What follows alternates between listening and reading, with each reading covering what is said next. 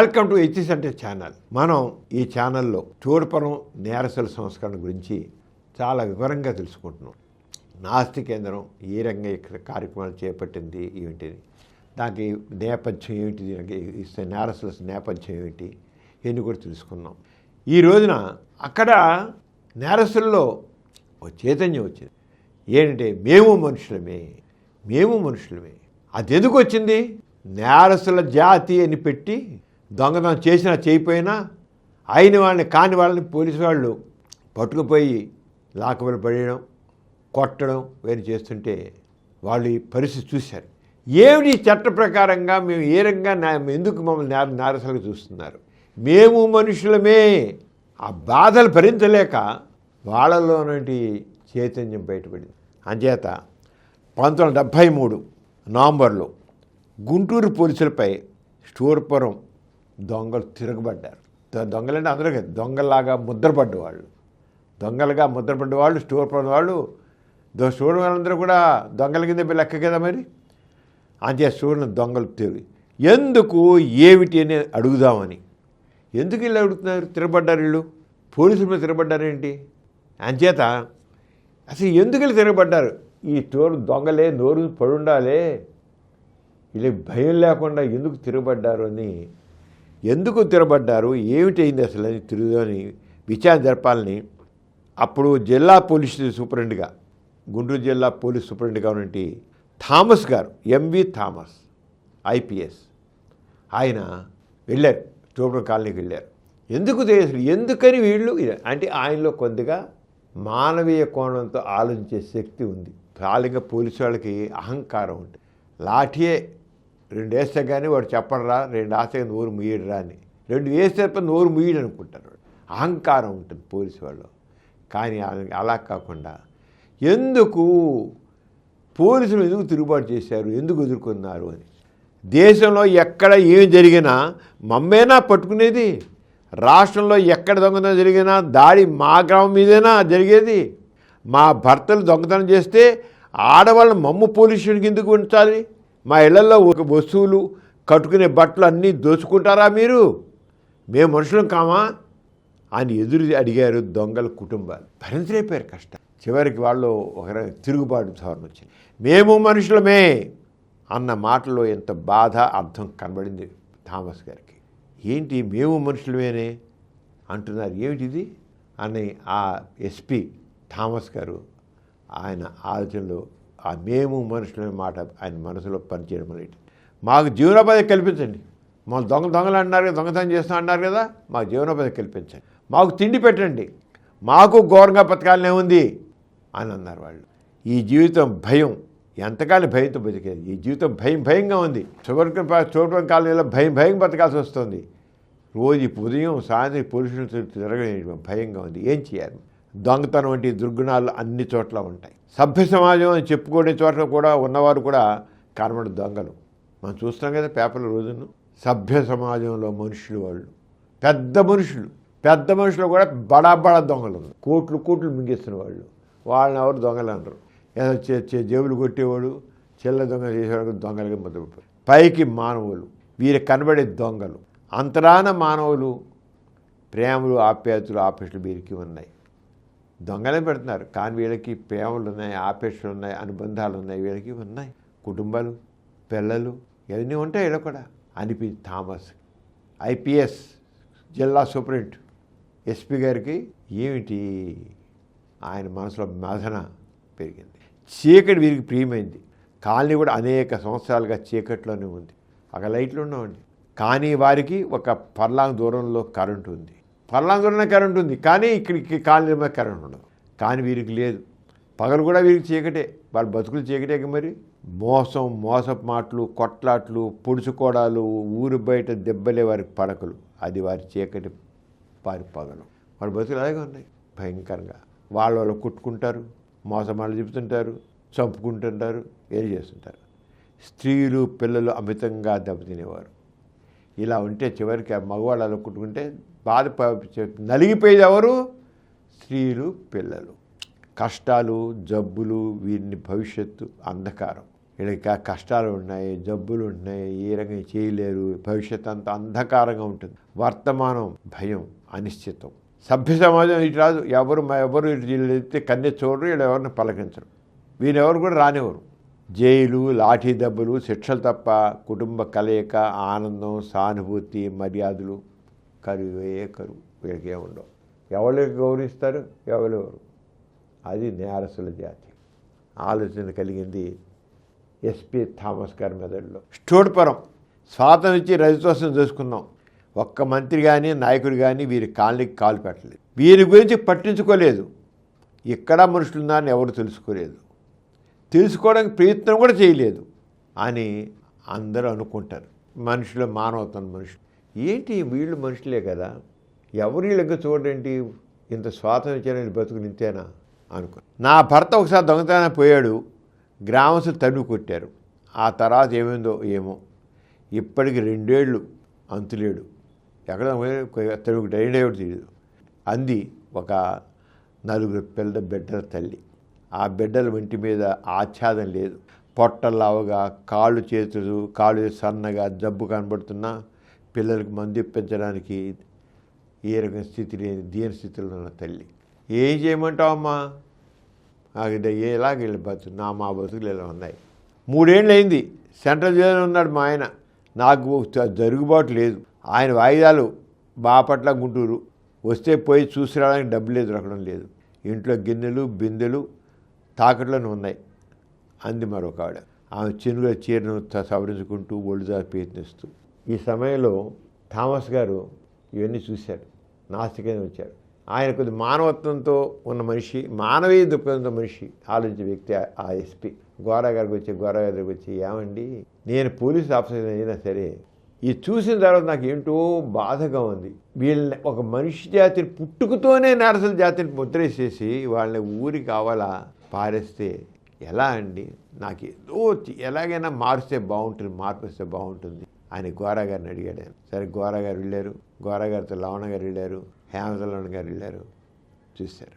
ఆ టైంలో ఇంకా ఒక ఆమె హేమత లవణ గారితో, ఏముందమ్మా వాళ్ళ నాయన దొంగ, అన్న జేవులు కొడతాడు, ఇక వీడు నిలుస్తాడా, వీడు దొంగ అవుతాడు, చేసేముంది అంటే కర్మ సిద్ధాంతం.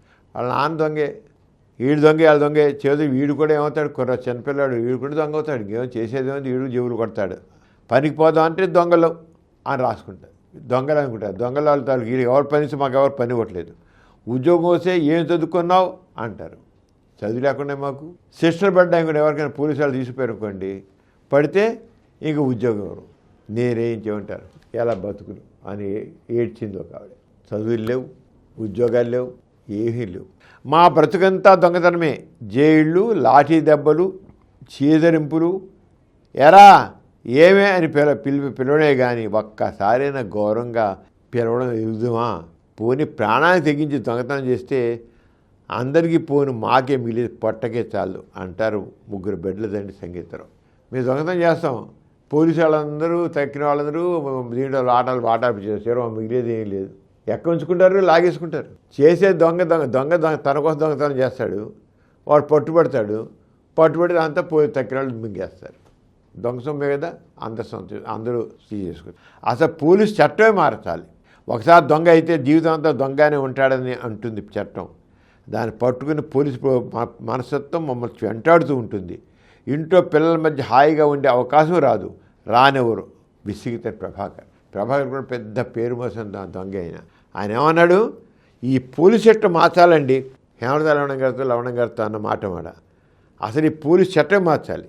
ఒకసారి దొంగ అయితే జీవితాంతం దొంగనే ఉంటాడని అంటుంది చట్టం. దాన్ని పట్టుకుని పోలీసు మనస్తత్వం మమ్మల్ని వెంటాడుతూ ఉంటుంది, ఇంట్లో పిల్ల హాయిగా బతకనివ్వట్లేదు మిమ్మల్ని అన్నాడు.